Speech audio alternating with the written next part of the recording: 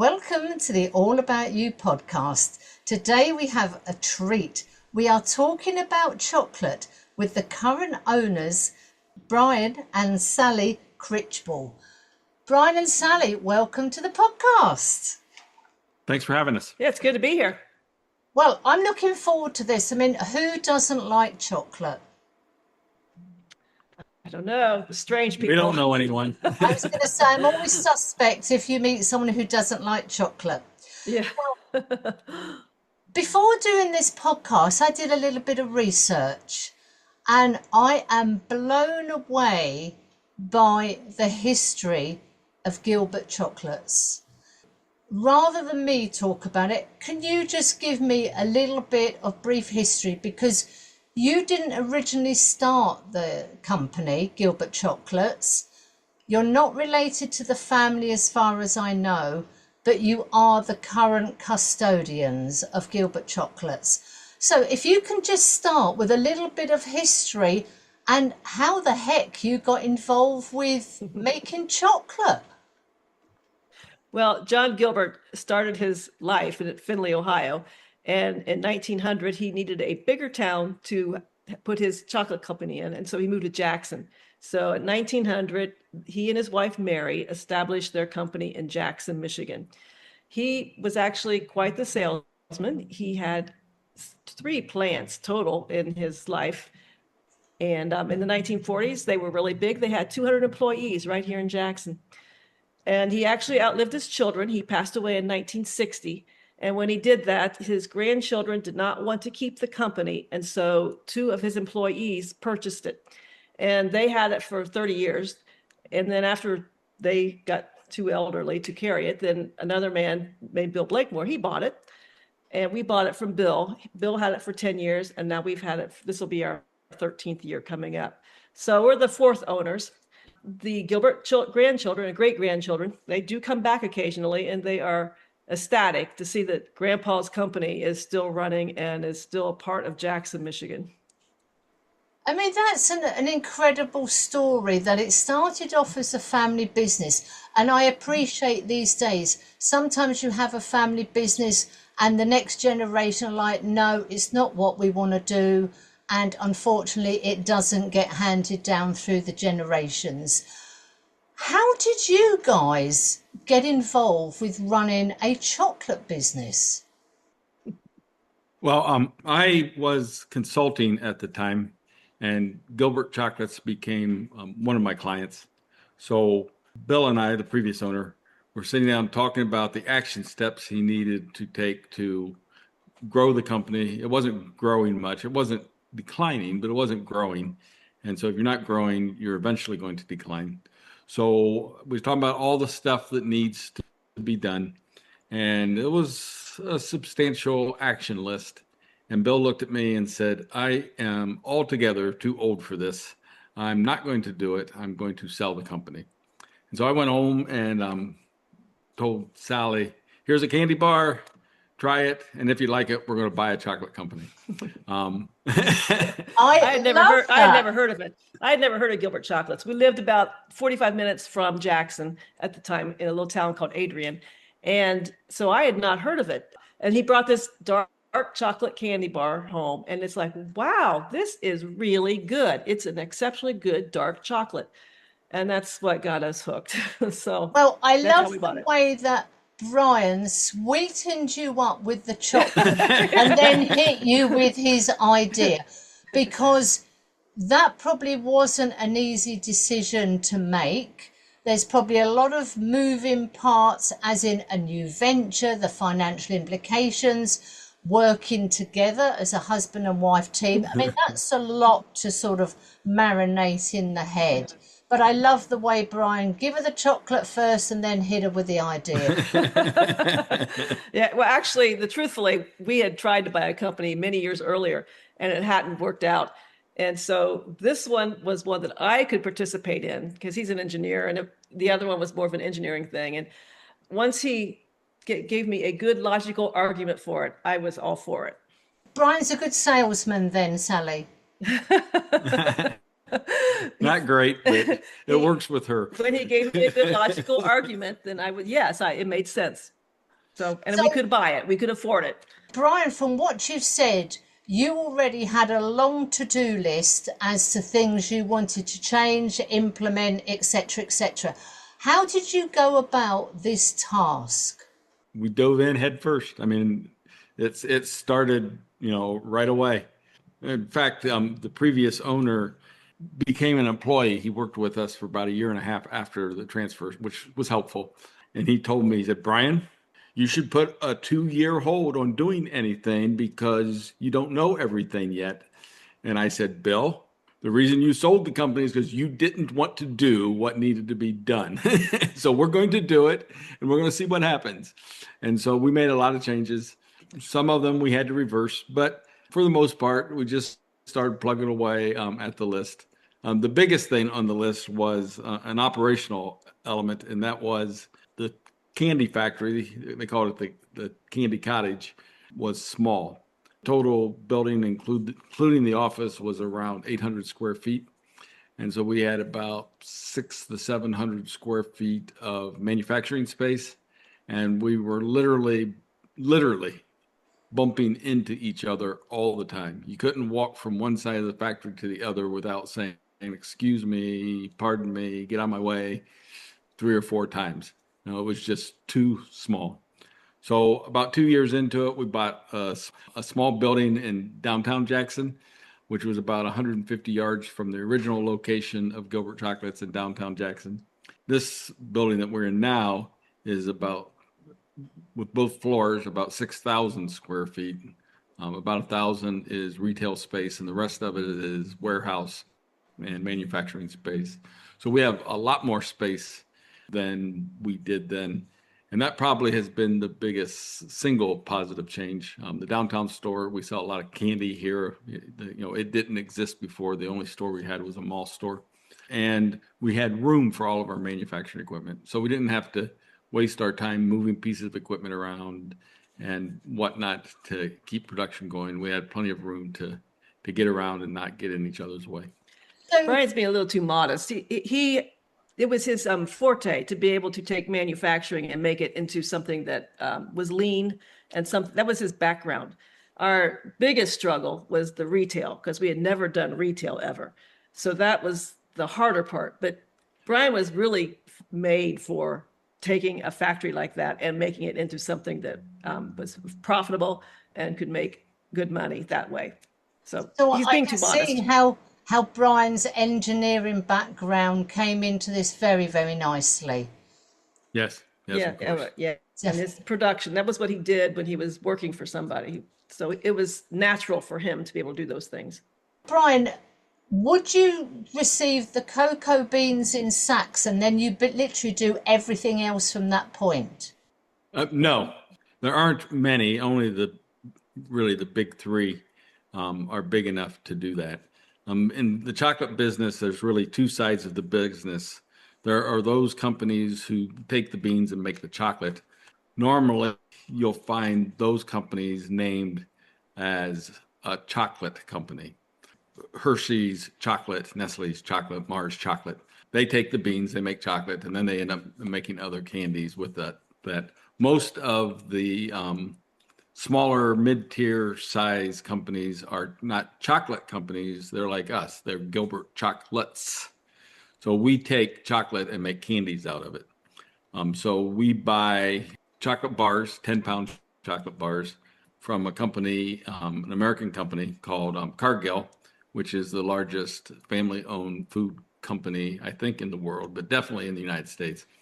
And we buy our chocolate from them and make chocolates out of it. The exception is we haven't been able to find good, high quality dairy-free chocolate. So on the dairy-free, we manufacture the chocolate ourselves and then make candy out of it.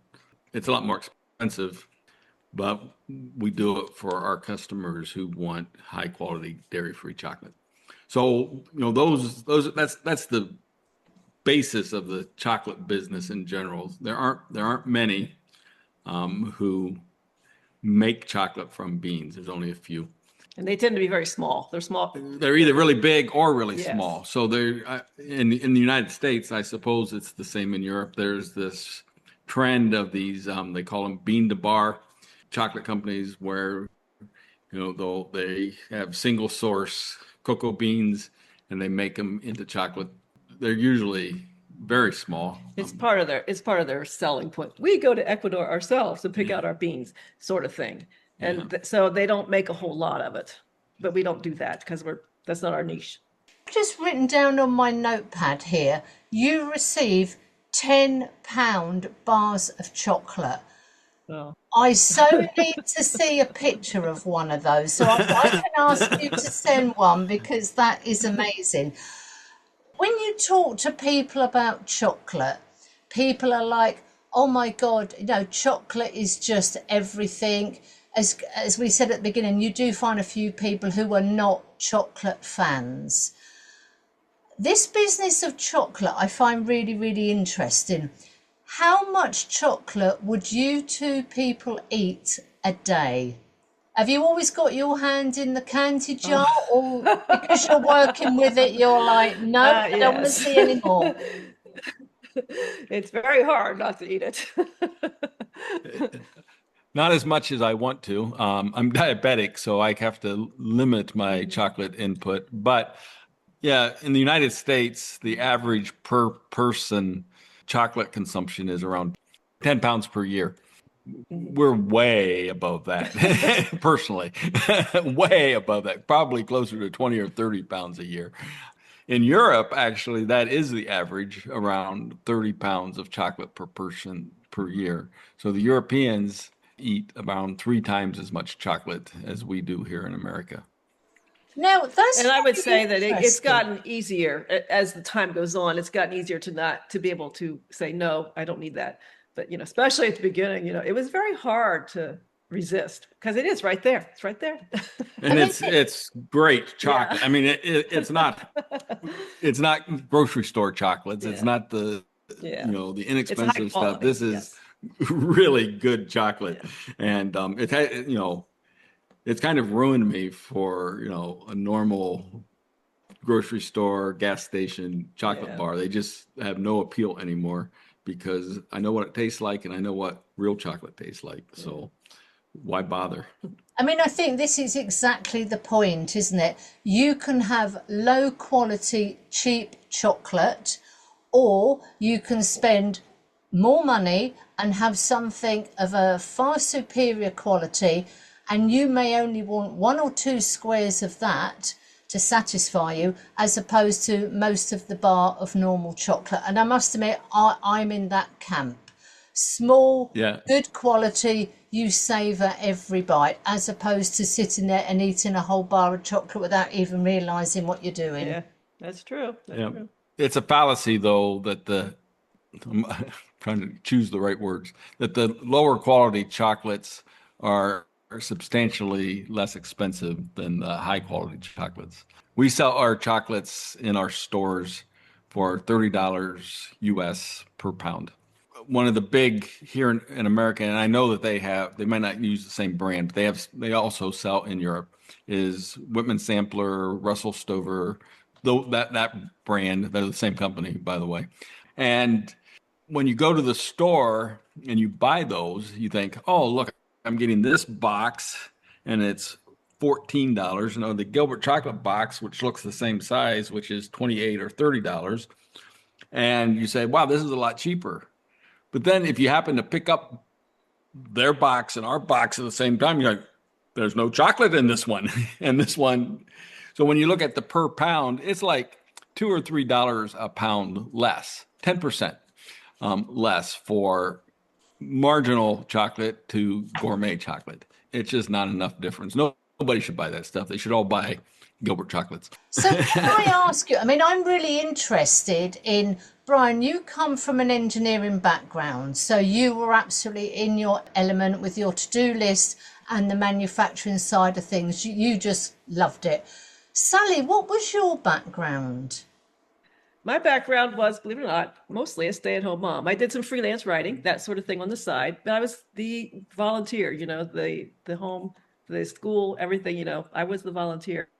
So surprisingly, being a stay-at-home mom did help prepare me for owning a company, because one thing about being a stay-at-home mom is you have to be self-disciplined. You have to get yourself up. You have to do the chores. You have the boring chores. They've got to be done.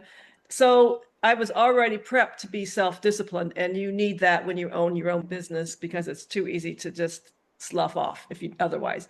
It also prepared me for dealing with retail staff. The retail staff is often, it's their first job. They don't know how to work. And when you deal with kids, you kind of have that same sort of thing, because they're just learning. And in Brian's case, he was used to dealing with professional people. He was used to dealing with people who, when he would say, we need this done, they would just take initiative and they would do it. So he was not prepared for handling that transient kind of employee, who's not vested into your company. And so that was also helpful for me too. I mean, that's interesting you say that, Sally, because I think any woman who runs a home and has children is the CEO of anything, because you are the that's right. You're the design, you're often the technician, true. you're human resources, your accountancy, your logistics. So absolutely, you brought all the things required for the human element of the business, while Brian it did in many ways, yes. All the manufacturing. In many ways, yes, that's true. Brian's much more better at the technical things. He's the one who did the taxes, for example, because he's already doing those things in his work and that sort of thing. So yeah, we do well together after about 3 years of learning how to do it. So can we talk about the range of products that you create? How big is your product range? It's huge. Yeah, we manufacture around 250 different chocolate candies, including fudge. We make a lot of fudge, a lot of different flavors of fudge. We make the cream centered, which is kind of an old-fashioned chocolate, and with the old-fashioned flavors: maple cream, lemon, key lime, orange, raspberry, all those different flavors. We do them in milk chocolate. We do them in dark chocolate. John Gilbert, 100 years ago, invented his own line of chocolates called Panama chocolates, which is a milk chocolate which is infused with tiny ground up almond bits, and then we coat the chocolate centers with that almond chocolate mixture. That all has to be done by hand. There's no machine that can do it. So we have a lady that sits around sits around and dips cream centers with Panama chocolate. It keeps everybody else in line. And she's also the supervisor, so she's watching the whole shop as she's doing it. So we make candy bars, and we can't say turtles. They're trademarked. We're going to say caramel pecan snappers. Okay. Snappers is trademarked too. Caramel pecan patties. Which are probably from a sales volume, probably the biggest seller candy we have. And we make a few sugar-free, and we make a few dairy-free candies as well. So we're always experimenting, always trying new things. And so well, that was going to be my next question, because you touched on, Brian, that you still make some of the old-fashioned flavors, which I think is just fantastic. You've got a huge, in fact, an enormous range of different products there. But as you say, Sally, you're always looking, what could we try, what could be. Do fashions change in the world of chocolate? Yes, I would say so. Yeah, they do. It's got trends to it. When we bought the company 12, 13 years ago, the mix between milk chocolate and dark chocolate was 60% milk and 40% dark. That was right at the height of what I would call the dark chocolate craze. But that has now returned to the more historic model, which is about 75% milk chocolate and 25% dark chocolate. So that's about what we sell now. When people stopped talking all the time about how good dark chocolate was for you, people stopped buying it, and they went back to buying the milk chocolate. So we sell a lot more milk chocolate now than we did 10 years ago, because that trend is kind of waned. We still sell a lot, One of the other things that we've done this year is we started making the Dubai chocolate candy, because that has been the rage for the last couple of years. So that's something we've added to our line in the past couple of years that has done well for us. And it's been kind of fun to make it. So things change. I was just going to say to Sally, I'm glad you brought that up because it has hit here and I've got no idea what it's about. So, Sally, over to you. Give us a quick 101 on what Dubai chocolate is. Well, there was a lady, I think she lived in Dubai, and she took pistachios and she mixed them. It's kind of like baklava in chocolate. They got the name Dubai chocolate because that's where she was from. Well, somehow it came to America. Did she come to Texas? It was TikTok. Oh, it was TikTok. So she showed how everybody she showed doing it. And so then people in America started making it, and they started injecting it into candy bars.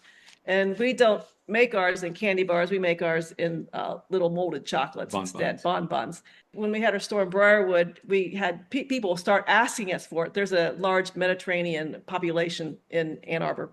And they would come up and they'd ask for it. And so we decided we needed to get onto the Dubai train and make some ourselves. And so that's how I got started. And we actually sell ours much more economically than you can buy the bar. So it's a really good thing for people to buy. And it has done well. It's not going to go away, I don't think, anytime soon. So we have staff that enjoy making it. Yeah. So that's nice.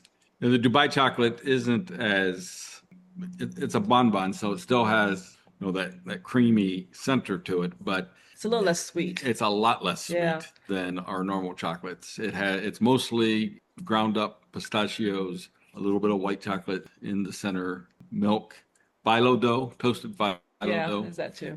So it's definitely got a Mediterranean flair, but it has a lower quantity of sugar in it than most, so it's not as sweet. Most chocolate bars do not use pistachios, so it's completely unique because we have walnuts and we have Brazil nuts and we have other things, but never have really used pistachios. So it's also unique in that regard. Because this is the thing, I've seen it everywhere. It has hit here, it's in our airports, it's in the supermarkets, it's everywhere. I picked up a bar and I saw, okay, pistachios, and I do like chocolate. It's got generally almonds, which are produced a lot here in the Mediterranean. And I'm thinking, I'm not sure about pistachios and chocolate. So I did put it back. But I'm actually going to go and get a bar now and try it. Because as you say, I'm not sure that the pistachios and the chocolate in my mind work. But it obviously does, because it is, everyone's eating it and it's everywhere. It's been heavily advertised. Yeah, it's the latest rage in chocolate candy, I guess. It's just unique. It's a little less sweet, For people who think chocolate's too sweet, it's a nice alternative for them. Traditional chocolates customers love it. So they've been swayed then, Brian, have they? Yes. Yeah. Of course, they're all eating the Gilbert Chocolates version of it. Excellent. So one other question. I mean, we often associate a box of chocolates rather than the bar. You give them as a gift. You may buy them at Christmas. Got people round for dinner. You will often buy a box of chocolates, whereas a bar is for sitting in front of the TV. The main seasons for chocolate, I would imagine Christmas, Easter. Am I right? Do you do the Easter egg thing in America? I'm not even sure you do. We do. Our chocolate seasons are, number one is Christmas. We do Valentine's Day. And so that's number 2. Easter's number 3. And then after Easter is Mother's Day, and then a little bit for Father's Day. And then we hang on and wait for Christmas again. So it is definitely, at least half of our sales are between those 5 holidays. So definitely a holiday-based business. People buy chocolates as gifts. We also have a lot of corporate giving. Companies will come in. It's heavy at Christmas time too, and give their employees or their clients Christmas gifts, and they like giving chocolates. So lots of gift giving at Christmas time too. So we are sitting here in June, so the middle of the summer. Presumably you're working on Christmas already? Logistically, maybe, but not physically working on chocolates. We start around the last half of August. We start producing. We sell about 30% of our sales between the end of November and Christmas Day. We can't make it that fast, so we have to start in advance. So we start in August. The chocolate we're making in August is long gone before Christmas, but it allows us to start building up inventory so we can have the 7,000 or 8,000 pounds we need to sell in December. One thing I want to ask you is you've obviously got the system up and running now. You've got a new flavour, you're into the seasonal things with chocolate. What do the next sort of 5 to 10 years look like? I mean, have you got family members to hand the business over? We're working on our children. Okay. So a couple of our kids have some interest. They haven't committed yet. Some interest, though, in taking over the business.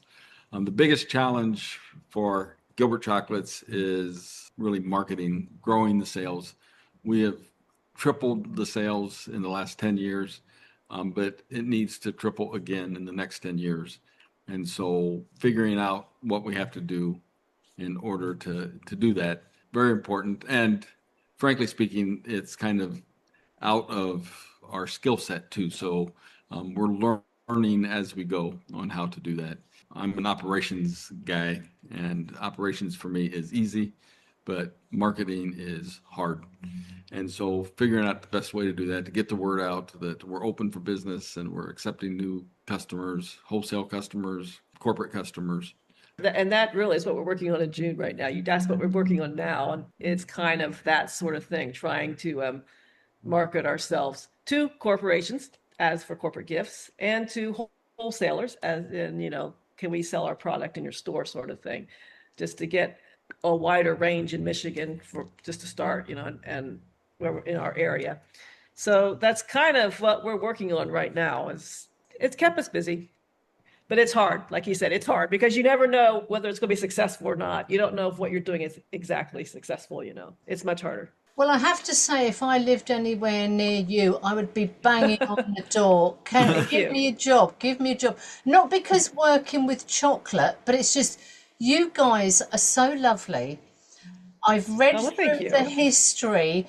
Gilbert Chocolates supplied chocolate to the soldiers in the Second World War. I mean, that was just phenomenal. It was considered a morale booster. And they had to make special tin boxes in order to ship them. They couldn't ship them in cardboard boxes. So we are an icon in Jackson, Michigan. They just, the people in Jackson really love their chocolate company. And so we will have people who bring in those old tins. They'll say, it was my mom's attic or my dad's attic, and the oldest box we have probably was 1900, something like that someone brought in that their grandmother had saved, and it's in our store, to come look at and that sort of thing. So yes, there is a great deal of history, and the people of Jackson are very proud of their company. It is their company. So we do our best to take good care of it. See, that's what you need to do. Open up a little shop/museum, and it's these personal stories that make your company and what you're doing stand head and shoulders above these big corporate conglomerates who are just whacking out bars of chocolate, by the million. You guys are so lovely. Oh, well, thank you. And I just love hearing your story of what you're trying to do, and you're trying to keep up with the new flavors and thinking about the next big thing in the world of chocolate. I've loved this conversation. I think this is great. So I really do hope that your children do think seriously about continuing, because that would be lovely for them to It would be. I agree. Absolutely. We're going to send them a link to your podcast. Yeah, you tell them I'll come over there and I'll sort them out. Well, thank you so much, you guys, for being on the podcast. I'm going to include links to your website so that people can see about your chocolate. And I want to say a huge thank you, because this has been a fabulous conversation to finish the week on a Friday afternoon. And let's all go eat some chocolate now. Well, yeah, I'm going to go and get some fried chocolate and check it out. I really hope you enjoyed listening to my conversation with Brian and Sally from Gilbert Chocolates.